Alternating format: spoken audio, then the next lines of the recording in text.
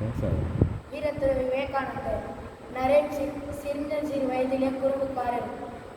ஒரு நாள் வகுப்பறையில் பாடம் நடத்தி கொண்டிருக்கும் பொழுது ஆசிரியர் பாடம் நடத்தி கொண்டிருந்தார். அப்பொழுது நரேன் சில குறும்புகளை செய்தார். அப்பொழுது நண்பர்கள் அதை கேட்டு சிரித்தனர். ஆசிரியர் பாடம் நடத்ததை நிறுத்திவிட்டு பாடத்தில் இருந்து ஒரு குறுக்கு கேள்வி கேட்டார்.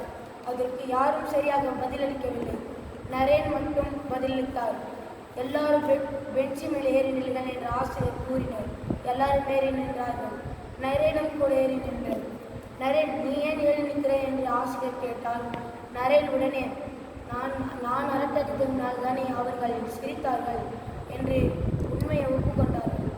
அதனால் ஆசிரியர் அவர்கள், இந்த சிறு வயதிலேயே உனக்கு இவ்வளவு உண்மை பேச செய்கிறாய் என்று முதுகில் தட்டி கொடுத்தார்.